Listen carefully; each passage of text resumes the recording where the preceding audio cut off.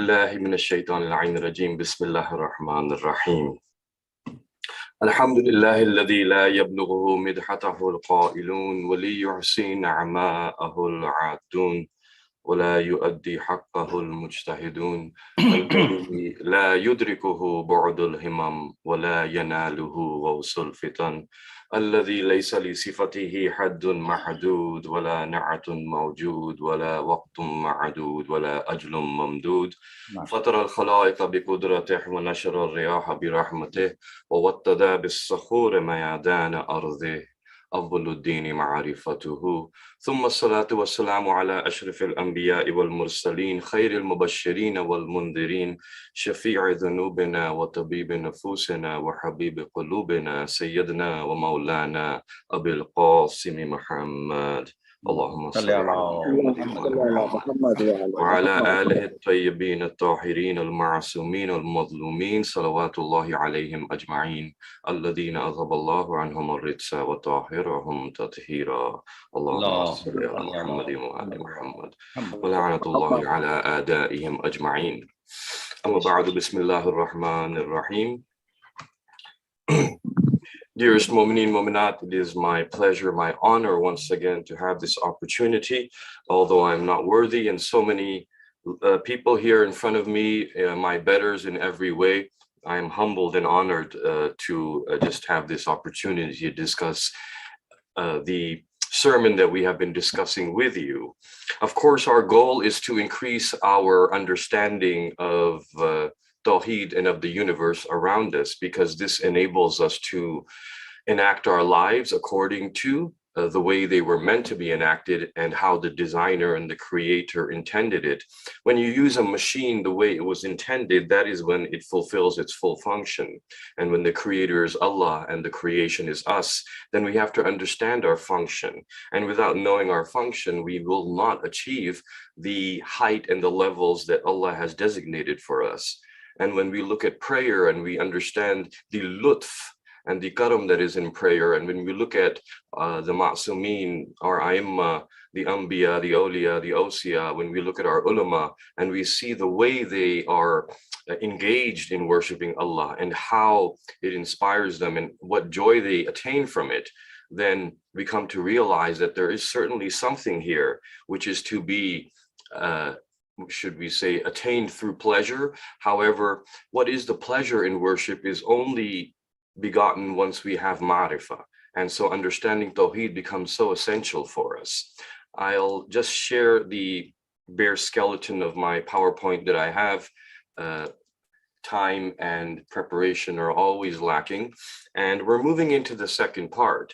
Now, we did spend the last 12 Sundays talking about perhaps the first little paragraph of Nahjul Balagha, the first 12, 13 lines, and realizing that it's a never-ending topic.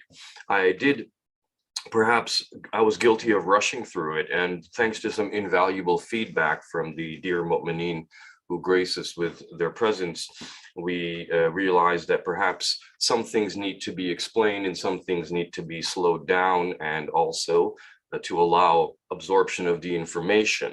I was thinking about that, and one of the things I realized was, because I was telling myself, Shaeba, why are you going so fast, or what is the reason for this pace? And one of the conclusions I came to was that perhaps because I'm not seeing my audience and their faces. So I see, perhaps one or two faces. I see dear Qamar Abdi Sahab, who's with me with every word and is ahead of me many times. And when I say one sentence, he knows what my last sentence will be. And so, and Mustafa Saab, who's been with me in the same city, and, we discuss a lot. So perhaps I'm seeing those faces and I'm assuming that the other faces are in accordance with that. But of course, everything needs to be processed and it takes time. And when someone speaks, whatever they're saying is just what's in their mind, but how we assimilate it and how we take it forward, that can vary a bit. So I hope you'll excuse me, but nonetheless, you have stuck with me, so I'm so grateful. And, we are at that second part now. So we see that Amirul Mu'mineen Mawlai Kainat Ali ibn Abi Talib as-salatu was-salamu alayhi, Allahumma salli ala Muhammadin wa ali Muhammad, is now talking about creation. And creation itself is a fascinating topic because it's about us. So we are creation, and we want to understand that because science has been trying to understand it for so long, and science has come to the conclusion that they have seen some pictures because science seeks evidence and sensory evidence, and it's based on what we can see and hear and test and prove, which is a good thing. So it has its uses. But what happens is you take snapshots. So we have snapshots of creation, and based on those snapshots, we connect the dots, but the connection of our dots is based on our own imagination. So it's important to realize ourselves first before we try to connect these dots. And that's why we spent many Sundays trying to understand ourselves. Man arafa nafsahu faqad arafa rabbahu. What is our imagination that science, because science will rely on that at the end when there is evidence, but then what happens is there is a scientist whose perspective is important, and they are connecting dots based on their belief that there is no creator. But someone who believes there is a creator will connect the dots in a different way.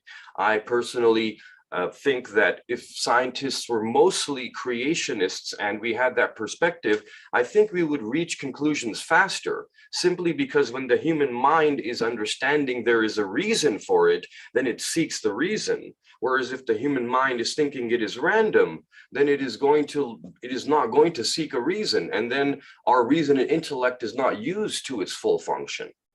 So when we say, ansha al-khalqa insha'an, and we look at this phrase, the translation I'm using here is just taken from a website. So, QuranAlislam.org, you'll find this over there. And of course, translations are always, hit and miss. Interestingly, my teacher would always tell me that tarjuma, when he spoke, he would say tarjuma is a word that comes from rajam, and the rajam is for throwing stones. And so tarjuma is like throwing a stone. So he would say it's like you close your eyes and throw a stone and hope it hits the target. So when we're translating things, it's going to be hitting the target sometimes, sometimes not. And so it requires elaboration. Arabic is such an ancient language that the older the language, the more variations people have come up with to explain various things in life. So there's a lot of more depth to older languages, and Arabic is a language of incredible depth. And so, of course, when we translate it literally word for word, it might not make perfect sense. But when we say insha'Allah, we understand what insha'Allah means. And we say that if Allah is willing. Now, personally, spending my childhood in Saudi Arabia, inshallah was one of the most common words we heard. But the inshallah that we would hear often in the Middle East, those of you that have worked there and have been there know that sometimes when a Middle Easterner is saying inshallah, that means that maybe it's going to happen, maybe it's not going to happen. In fact, it usually meant when a Saudi said it that if Allah comes and does it himself, it will happen. Otherwise, I don't know if I'll be processing this application tomorrow. So, ba'd salah, inshallah. And that inshallah never came. Allah's inshallah is the opposite of that. Sometimes we say inshallah because we don't want to do something. But when Allah says inshallah, and not that he even says it, but insha itself is something that is coming from within us. We also have our insha. That means there's the insha of Allah, but then our insha is our will, our intent.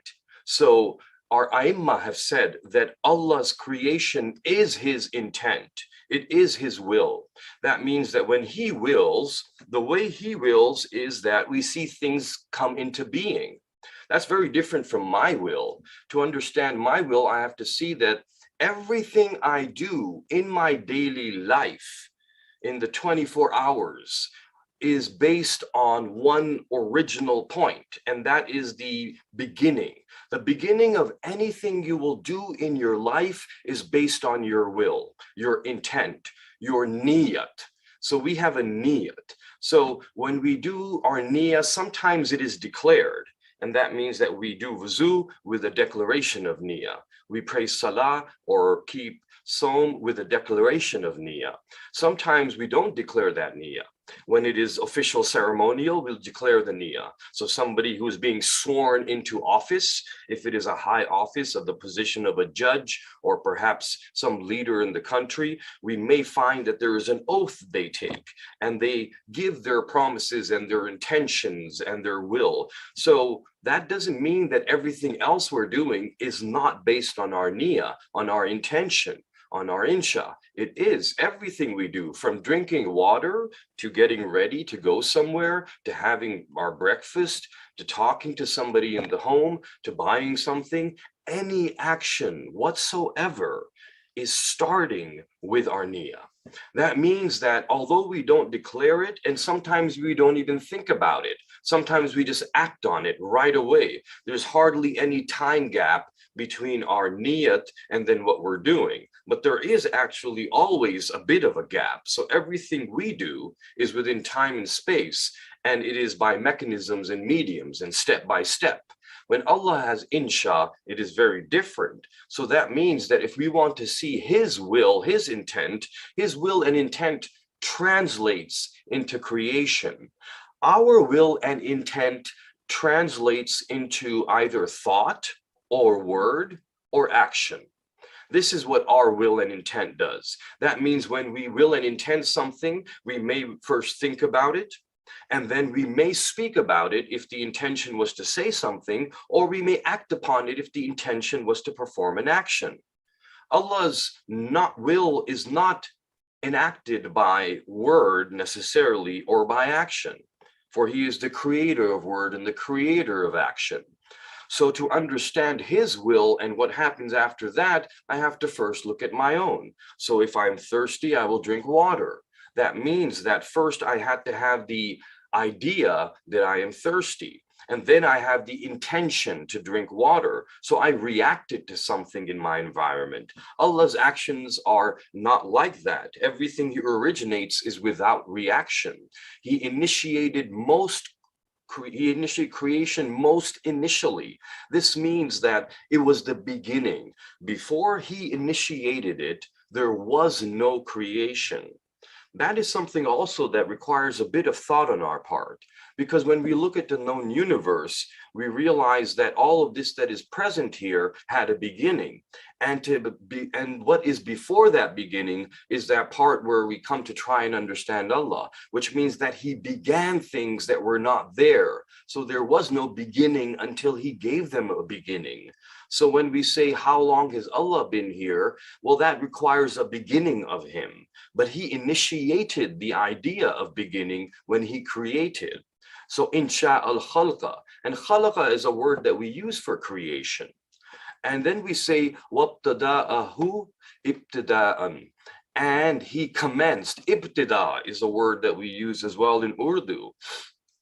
Many words in Urdu have been borrowed from Arabic. So therefore, Urdu speakers have a distinct advantage in that there will always be some vocabulary that they've been using in their mother tongue. That's why I always encourage our youth to not let go of the Urdu language. It is a gift, it is a blessing, it is something that is in your home and easy to acquire, whereas people spend money and go to far places to try and learn a language. There's one that is just sitting in front of us. All we have to do is pick it up from the tray and take a bite. So when we speak to people around us in this language, it definitely allows us to think in that language. And then when we see the Arabic word, it automatically translates into a picture in our mind. Although you can translate it into English as well, but there's a distinct advantage and speed of understanding that comes with Urdu. And so commenced it originally. I've taken a little summary here, or you could say that it's just basically what is mentioned in a hadith from our Imam. Our Imam, Imam Ja'far al-Sadiq, as-salatu was-salamu alayhi, Allahumma salli ala Muhammadin wa ali Muhammad, excuse me, has said and instructed us regarding salah. in Babi Tawheed of Al-Kafi, we see, and also in the book, The Great Imam, which is present in English also, we see that there is a discussion, and he was discussing Salah, and he mentions that when you pray, do not imagine Allah.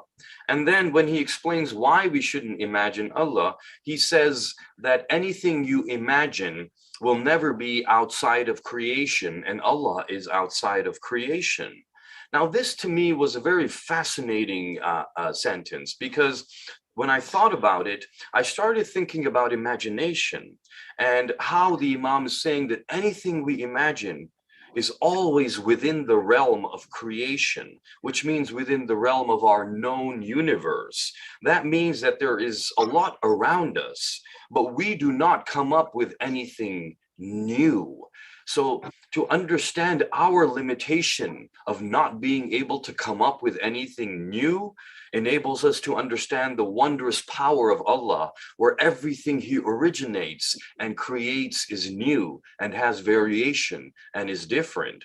But you know, in my mind, I tried to challenge the idea. So I started thinking, wait a minute, are we not able to imagine things that are not in our known universe? Is that not possible? For example, I grew up as a child reading a lot of fantasy and science fiction. I was fascinated with the imaginative world, with the world that is different from what I see around me. And as I thought about, you know, fantasy creatures, creatures of imagination that humans had made up in their mind, apparently, and written in books. For example, we see the dragon. And so, you know, dragons and unicorns and flying horses and the different creatures and different types of creations. Now, we see all the creations around us that are living in biology, but writers have written in fantasy and science fiction about ancient creatures that didn't exist. Of course, it was in their mind, but they came up with all these different ideas, and science fiction stories came up with ideas of how aliens would be. And as we looked at all, so I grew up looking at all these different types of life forms that probably, perhaps I thought don't exist. So therefore, I started thinking, what does that mean? Does that mean if the Imam is saying that whatever we imagine is within the realm of creation, then therefore is everything we're imagining already created? That means, are there dragons and are there other alien-like creatures that we haven't seen? Is that what it means? Does that mean anything I put in my mind is already there? And it doesn't exactly mean that, I noticed. But as I started to break down what a writer imagines when they're writing down about a imaginative creature that they've created in their mind, I started to realize that what we do in our faculty of imagination is not create new. So we do not do an ibtida of something new when we are imagining. Rather, what we do is, like a painter, with colors that they have, they put them on a canvas. On the canvas of our mind, we imagine things, but what we use to paint that picture is from the colors that are already provided. That means, in the simplest example, if we just take one and move on, we would see the dragon. The dragon is a great example because it's not a creature that we think exists, and nor have any fossils been found, yet it is something in imagination. However, when I looked at the dragon in its basic sense, I realized that it was nothing but a large lizard. So really, the imagination of the author to create such a creature, now perhaps they did exist, one could argue, perhaps, and yes, it's possible. Our Earth is very old and creatures have come and gone. And so is it possible? I wouldn't deny it 100%. I haven't seen any evidence for it, of course, but the absence of evidence is not the evidence of absence. So that means if we don't have evidence for something, it's not necessary that it doesn't exist. It simply means that we have not proven its existence yet, nor have we disproven it. However, if we take it not to exist, then you took a large lizard and you took wings and you took fire and you put it together. Neither the large lizard nor the fire nor the wings were new. So then I realized our imaginative capacity is the power to take different creations in the universe and break them apart and rebuild them and put them together. So we don't really come up with anything new. It is said that in Jannah, there will be colors that we have never seen. There will be flavors that we have never tasted. There will be sounds that we have never heard. And I try to imagine that. So I try to imagine a color I have never seen. And I wanted to be the originator of a color. And as I tried to think of a color, I couldn't. But then when I went to the Home Depot store to buy paint for the home, I found that the Home Depot store had 1,000 different colors over there. As I looked at all of them, my head started spinning. I could not at all decide which color to use. I'm so glad that Allah subhanahu wa ta'ala has decided a lot of things for me. If I had to decide my skin color, the shape of my face, my body, I would probably be so indecisive and would take forever to come up with something. But Allah's creation is perfect and in its place, and He knows exactly where to put what. So therefore, when I looked at all those colors, I said, wait a minute, I thought there were 7 colors. Look, humans have invented all these colors over here, so we have created new colors. But in reality, what we did was we took the colors that Allah gave us and mixed them up in different combinations. So we didn't create a new color, rather we just simply took what was there and came up with variations of it. So we can mix and match, we can break apart and rebuild, but to bring something completely new, a completely new flavor. I noticed that in potato chips, when you go to the store, there's so many flavors now, but you never see a completely new flavor. All we're doing is we're taking flavors of other foods. So I saw a potato chip that was like, I don't know, something like beef flavored, for example. So that's not really a new invention, is it? We simply took one flavor from one object and put it into another. So when we realize the limit of our imagination, although it's quite unlimited in a sense that we do a lot with our imagination. I'm not belittling the human imagination. It is a faculty that Allah has bestowed upon us to allow us to understand Him. It allows us to reach great understanding and achievements in technology. It is our imagination that took us and said, wait, if a bird has wings, why don't I take an object and make it and shape it with wings so that we can fly? So this idea is based on our imagination, but we would never have come up with an airplane if we had not seen the bird. All of our creations in technology also are taken from nature. So we see that, in hospitals, they came up with a bandage that would be most antimicrobial, and it was based on the design of shark fins. So marine biologists looked at shark skin and saw how bacteria were kept away. And they realized that the sterilization, the anti-infective process of the shark was thanks to the simple jagged edges of the fins as they come together of their skin in various parts. So what they did was they created a bandage like that. They created Velcro because they looked at the burr of bushes and trees, that those sticky little products that trees let out, those white fluffy burrs, B-U-R-R, that is how they invented Velcro. So when we look at creation and pick it apart and put it together, that's what Allah has given us. That is what He has bestowed upon us. That is our imagination. And that faculty differentiates us from all other animals. That means that although today's approach and attitude in the modern world is to try and turn us back to that animal sense, where we are making decisions based on now what other animals do. So we say that, for example, we don't need to drink milk because other animals don't drink milk in adulthood, for example, or we don't need meat because, there's other animals that don't eat meat, etc. When we compare ourselves to animals biologically, there's many similarities, but this one faculty of imagination and intellect and reason and ability to take things apart and put them together is huge. It is such a big difference. This difference will differentiate us in a way that we cannot now compare ourselves to those animals. So therefore, when we are praying and anything we imagine is now coming within our realm of creation. So whether it's colors or flavors, there are limited, this universe is based on a certain amount of light waves in a certain frequency. There are frequencies that we have not captured here yet in the universe. That's why, and flavors, flavors are based upon stimulating your tongue at various points, various taste buds, various combinations of those taste buds will give you a certain flavor. Same thing with fragrances. So really, it's a limit. And when we expand that, then who knows what the expansion is, and who knows what a color would be like that is not here in our universe right now. So there's a certain excitement that comes with that, a curiosity to see what will be in the next realm. If this is just a prologue, if this is a limited look at everything, then what is the unlimited look? If this is just for a little while, a glimpse, just an advertisement, just basically a sneak preview of what is to come. So that's what entices us and excites us about being motivated to achieve something in the next world, because this is just the prologue.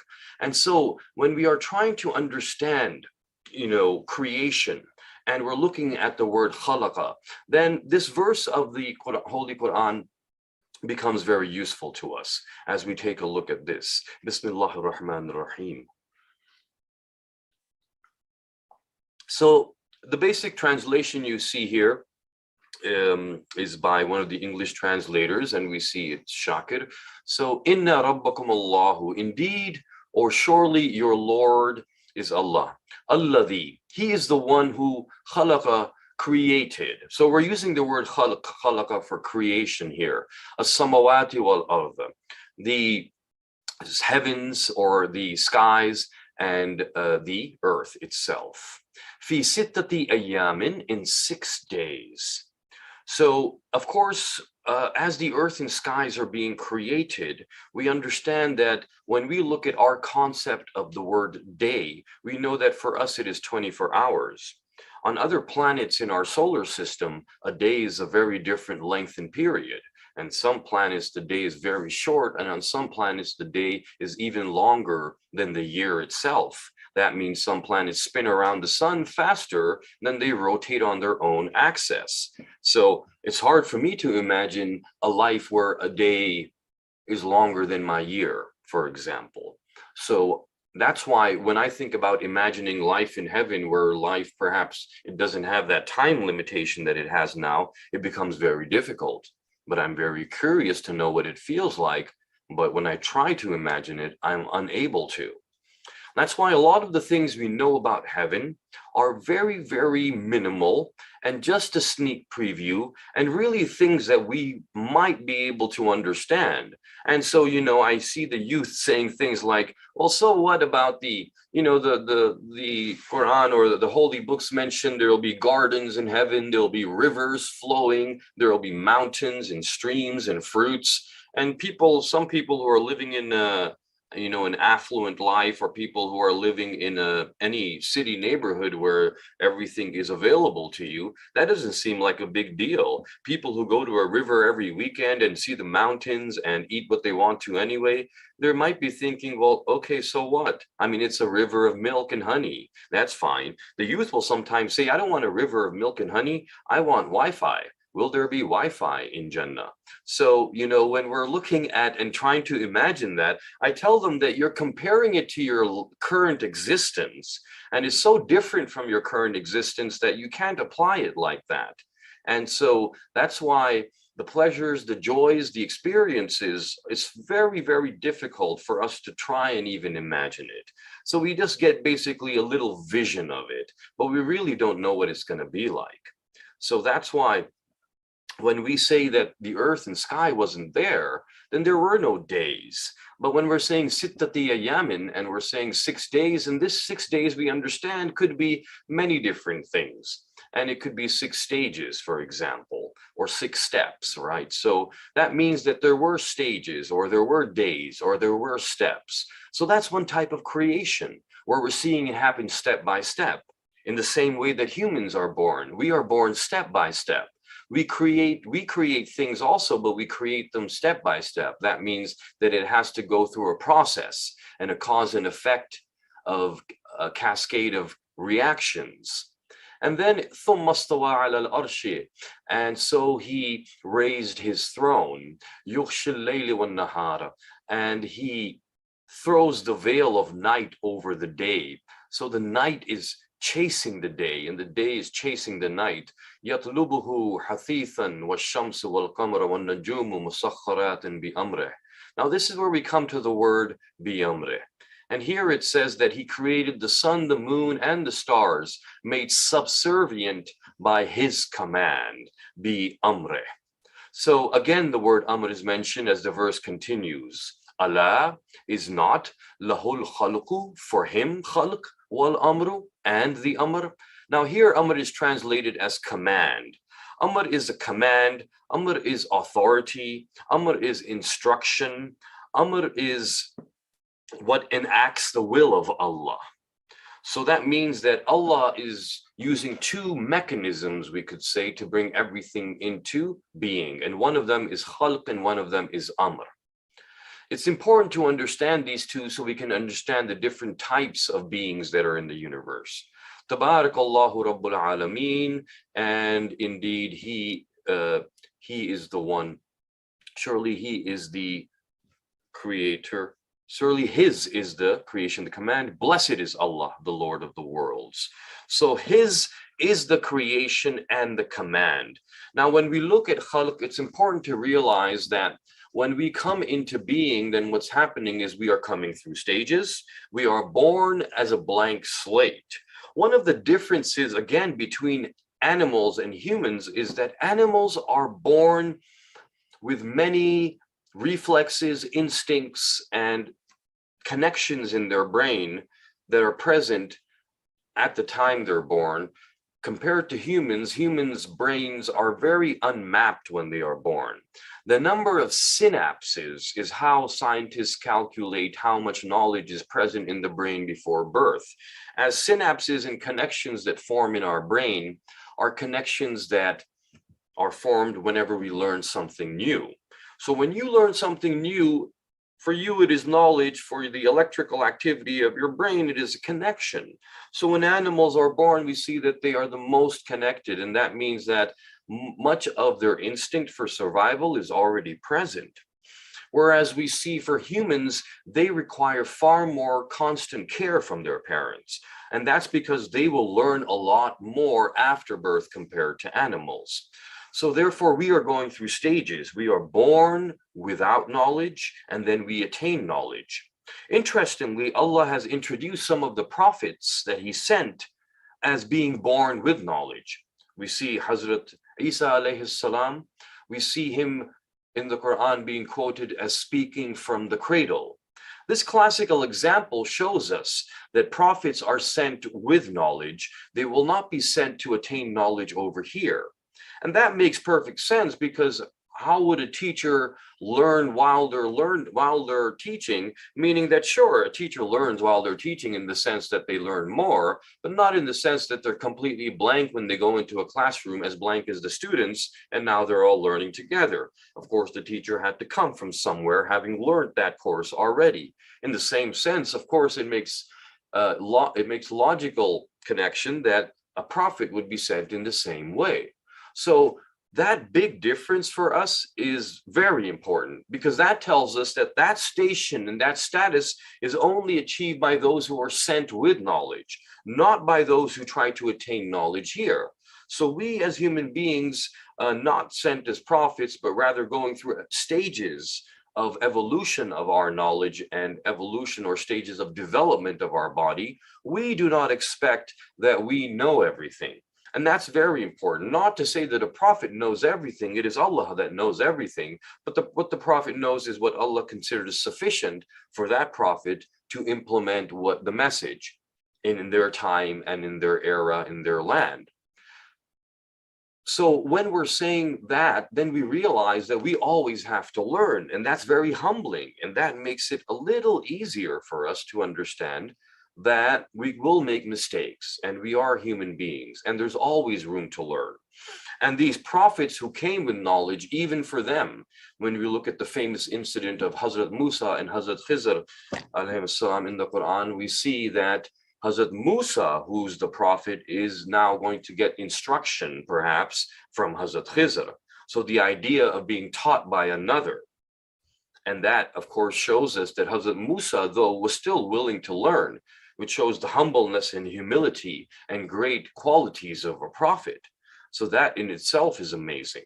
So sometimes, we forget how incredible Hazrat Musa is in his humility as well, in that he goes and he's willing to learn. Perhaps because his realm of understanding was in the realm of Sharia and in the realm of the laws that he had to implement. And Hazrat Khizr was enacting at a different level. He was unable to be patient, as the Quran says, and he asked the question when it was not meant to be asked, perhaps. So that was really it, but he was still willing to learn and he still went along. So that shows you an incredible humility. What is Amr and what is Khalq? So it's important to realize that when we say Khalq, what we are saying is that it is a creation that is coming into being through mechanisms and step by step. On the other hand, Amr is a little different, and Amr is further explained. We see, now this was Surah Al-A'raf, Surah number 7, verse number 54. We see in Surah Yasin, verse number 82, the last surah. And here Amr is explained a little bit. Innama, and this is used to mean indeed only. Amruhu. Amruhu is translated here, his command. So Amru is the command itself here. It's in the noun form. And who means a reference to Allah here, who is the possessor of the Amr. So idha is when, arada, when he, and this arada is then the intention. This is the irada. This again ties into our own irada. And that means that Allah's intention is what comes into being. Our intention may happen or may not happen. Our intention is limited by many constraints. So what Allah has done has differentiated us. When we look at us, we can understand that He is different from us. And even with that understanding, we start to understand Him who is incomprehensible in His might and glory. Even then we can gain some level of understanding by looking at ourselves. So He limited our intention so that we would see that He has no limits in His intention. Our intention is enacted through steps and mechanisms, so we would realize that His intention has no steps and mechanisms. What He intends will happen. That means even when He creates by creation, the way He is creating is that He wills it, and these steps start to occur.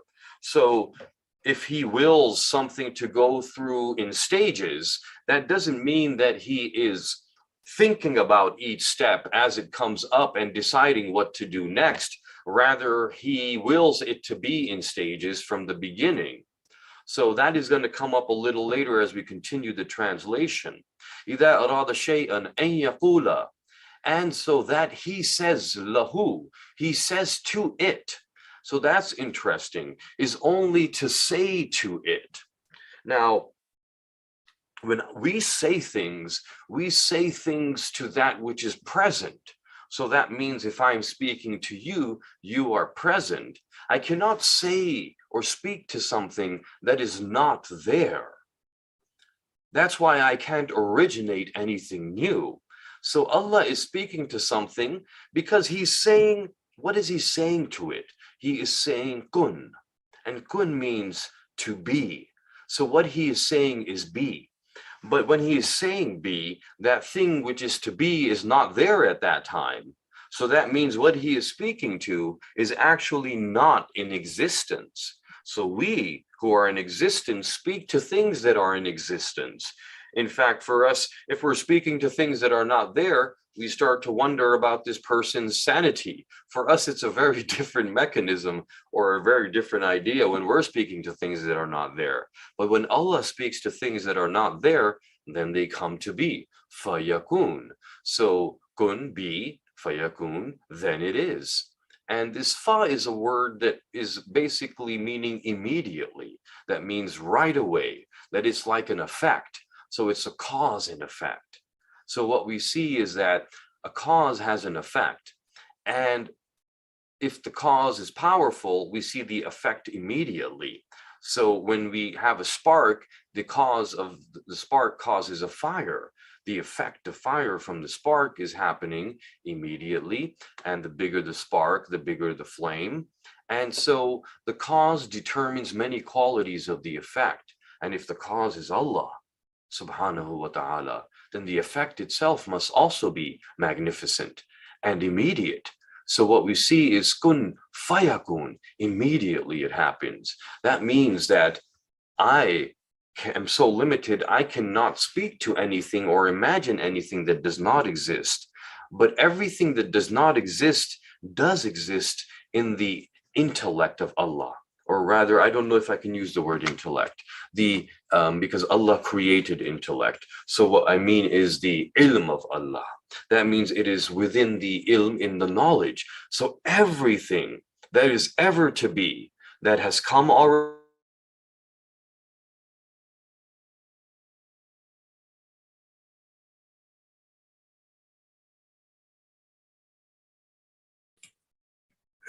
Dr. Sir, we cannot hear you anymore. Can't hear you, sir. Hello? Yeah, cannot hear you. Yeah. He's currently muted. Okay, now he should be okay. Thank you. Can you hear us? I can hear you. Okay. Not Maulana yet. It is possible he might be having some audio issues, so let's probably give him a minute or two to get back. In the meanwhile, let's thank you all for joining, and let's recite a Surah Fatiha for Sayyid Dawood Haidar Rizvi ibn Safdar Ali Rizvi. Thank you. أعوذ بالله من الشيطان اللعين الرجيم. بسم الله الرحمن الرحيم. الحمد لله رب العالمين الرحمن الرحيم مالك يوم الدين إياك نعبد وإياك نستعين اهدنا الصراط المستقيم صراط الذين أنعمت عليهم غير المغضوب عليهم ولا الضالين. بسم الله الرحمن الرحيم. قل هو الله أحد الله الصمد لم يلد ولم يولد ولم يكن له كفوا أحد. بسم الله الرحمن الرحيم. قل هو الله أحد الله الصمد لم يلد ولم يولد ولم يكن له كفوا أحد. بسم الله الرحمن الرحيم. قل هو الله أحد الله الصمد لم يلد محمد وعلى محمد को पहुंचे उससे जो सवाब पहुंचे मरहूम दाऊद दीवार रहमत में जगह Jazakallah. Dr. You, Assalamu alaikum, मेरी आवाज आ रही है क्या? Yeah, we can hear you just fine. Acha. Okay, thank you. Sorry about that. اللهم صل على محمد وعلى محمد وعجل فرجهم. मैंने वैसे कुछ क्लिक तो नहीं किया था, लेकिन कुछ खुद ब खुद ही हो गया. तो अब जाहिर है कि बाज़ दफ़ा इंटरनेट का ज़र्फ नहीं होता. बात तौहीद की हो रही है तो हम इंसानों की समझ में नहीं आती, तो फिर हमारी क्रिएशन है ये इंटरनेट, तो बाज़ दफ़ा ज़र्फ नहीं पकड़ पाता. So as we were saying that, Allah subhanahu wa ta'ala, when his irada comes in, then it is coming in as whatever is in his ilm now will come into being. And if his ilm is infinite, then that means that everything that is coming into being is coming from that infinite knowledge, and that means that it will never end. So the amount of creations and the amount of colors, the amount of sounds and fragrances and different types of universes and different multiverses and different planets and colors and the shapes, everything, what we are seeing is such a limited scope of that, with a few frequencies of light, a few elements. We see this universe. How many elements are in this universe? Our periodic table is not over 200. And as we look at the elements, and this is what, like 100 elements? And Allah has created what we see around us. Imagine like the other infinite elements. We see circles and ovals and rotations and elliptical rotations of planets. What about all the other shapes and sizes we haven't seen yet? We see the colors of the rainbow that can be diversified into thousands of colors, and the sounds that can be diversified into thousands of different sounds and intonations. and the different forms of life and the different ways to gain nutrition. Anything you look at in nature, there is so much variety that in our lifespan, even our collective humanity lifespan, all of our brains together on this planet, from the beginning of our intellect till now, as we gather knowledge, we have not discovered it all. We have not been able to, and as we continue to do that, we are realizing we never will, and we are seeing the universe expand, and it's hard for us to catch up with it. And this is based on what? Just a few frequencies of video, a few frequencies of audio, a few different colors, a few different shapes and sizes, some elements. So it is incredible what is to come. Because what we're seeing is, it can't even be given a percentage. We can't even say, oh, what you're seeing here is 0.01%. The best is yet to come. What you're seeing here is just a little sneak preview. What is to come is incredible. You see, how can we not be fascinated by him, by Allah and his creation and what he has brought into existence? But we have to look at it. We have to try to understand it, because sometimes I notice that people think that as they gain knowledge and become more scientific, they start to think that there is no God, there is no existence like that. It should actually be the opposite. As we start to look at everything around us and realize it is coming from just a few things, from one explosion, we see all of this happening. That's amazing. And the little bit of detail that has gone into this universe, we as human beings are made of elements, and so is our planet and everything around us. And elements are created by the explosion of stars. So is that not incredible that exploding stars eventually become planets and the life on those planets? And Allah has brought all of that into origin by these mechanisms. So the fact that he uses these mechanisms is not like us. When we use mechanisms, we have a limitation because we have to use mechanisms.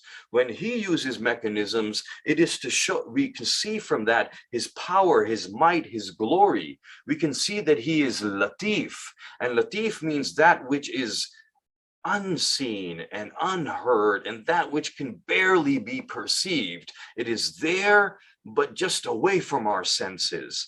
So it is very, very almost imperceptible, because he has hidden himself behind so many steps of creation and not brought himself to the forefront, rather put himself at the origin and beginning of things. So everything is manifested, and he is hidden behind his creation in that sense, very close to it, yet very far away from it. So to say kun fayakun is incredible. And when we look at this, we realize that this amr, something's come into being this way. So if the earth did not come into being this way, be, and so it is, because it came in through the idea of khalq. Because when we look at this verse over here, we see that ala lahul khalqu wal amru is not for him khalq and amr. And therefore, over here in this verse of Surah Yasin, that was Surah Al-Araf, we see that Amr has not come. We see that Amr has come in over here, but not the word Khalq. So that tells us that, one way he brings things into being is through an immediate effect. So he is able to avoid some of the causes if he so wishes. In the simplest example, we see that we as human beings have causes. Our causes are our parents. Allah wants us also to respect our parents and to obey them as an authority, because they are the cause and we are the effect. So it is very important for the effect to understand the cause and why Allah chose that cause to be the means for them to come into being. So we respect that cause. In the same way, Allah caused us to know him, but not directly, but rather through a medium. So there was another cause. So Allah causes other causes. So the cause was the ma'sumin, the anbiya, the aimma. So what we see is they caused us to understand him. Therefore, we have to respect that. And that is in our religion. That is in our culture. The wasila, the medium, is always given great respect. That humbles us. It allows us to see our place in the universe and to understand our relation with Allah and with the cause. Because if Allah wanted us to be kun fayakun, then he could have chosen to do that. But he gave us these mechanisms, and in those mechanisms is our humility. So whenever anything is causing us to be affected in a certain way, and the effect is good, then we should respect that. We should be thankful, we should be grateful, and in the simplest sense, we thank somebody who gives us a gift. But sometimes we are not as thankful to our parents who gave us the gift of life, who gave us the gift of body and form. Although it was Allah who gave it, he chose not to give it by kun fayakun. Rather, he chose to give it by step mechanisms. So the wasila is essential. That means we reach him through these same mechanisms. So we are reaching Allah because of our parents, because of our imam. Therefore, we have to have that respect for them and that love for them, for he chose them to be that medium. So we have to understand that the choosing was by him himself. And also, when we see that we are using these mediums and Allah did not create everything like that, therefore he sometimes skipped a medium. For example, we see in the case of Hazrat Isa alayhi salam, we see that he does not use the typical medium of the father. So he shows us that if he so wills, he can create without using these mediums. But by using the medium, there is his wisdom in it, and there are reasons for it. So to create Hazrat Isa in that way is showing us that he does not have to. And then the example that the holiest messenger sallallahu alaihi wasallam in his debate with the Nasrani, with the Christians regarding Hazrat Isa, as per the ayat and as per the command of Allah, he says to them that the example is like Hazrat Adam, who was created without mother and father. Now no mechanism is used. So Allah is showing us he has ways. So there will be people walking amongst the earth who are created through the mechanism of mother and father, and there will be one who is walking around without the mechanism of father, and before that there were two who are walking around without the mechanism of mother and father. So we see Hazrat Adam alayhi salam and Bibi Hawa alayhi salam. So we see this happening, and this tells us that there are other ways. So then, we ask the question, what about those who were present before? So what was the medium that he used for causing everything? This means that Allah now is the original point from which all causations are emanating. So everything now is an effect of that. And somewhere in those effects is me and you. So when we look at ourselves in this branching tree of effects, and the root is Allah itself, we see a magnificent universe that is nothing, that is in its basic essence, many causes and effects. So the question we ask is, then what is the first cause? Because something needs to be caused. So therefore, when he says, innama amruhu idha arada shay'an, then we have to know the first cause. Time is limited now, so I will end with a sentence. And what we would say is that the first cause itself is the first thing that came into creation. And when we ask that question, no human being is able to tell us the first thing that came into creation except for one. And that would have to be the first existence. Only the first existence can tell us, because that one knows. Everything else comes after. What comes after is not able to look back and see. That is why Allah also, in us, in that sense, in our memory, I don't remember going through the stages of creation. I don't remember the first trimester in my mother's womb. I don't remember when I was one cell. I was one cell at one time. I was hayat. I had been given a ruh. I was alive, but I don't remember that. I don't remember anything even in the first few years. So if, I see that, how am I to know what was before me when I do not even know what is within me? But the first existence can tell you. And there is only one who said, Awwalu ma khalaqallahu. And this hadith is in all of our sects of Islam. We accept this. Awwalu ma khalaqallahu. The first thing that Allah created. And it was only one who said it, the holiest Prophet sallallahu alaihi wa alihi wa sallam. Allahumma salli ala Muhammadin wa ali Muhammad. Awwalu ma khalaqallahu nuri. So we understand by this our place in the universe, and the ma'sumin, their nur was the first that was created. Therefore, we see now every other effect will be because of this. So this is the original. Now, how much respect we have for our parents as they are our medium, now you have to multiply that as you go each level. That means that your parents were caused by their parents, were caused by their parents. So as you go up in each generation, you magnify it. And then you come to Hazrat Adam, who is the original cause. How much respect should we have for him? And then you come to the cause of the universe itself. And that's what we say in Hadith Qissa, that inni ma khalaqtu sama'an mabniyatan, and the sentence goes on, wala ardham madhiyya. So we see nothing was created but for them. So therefore, that is why were the best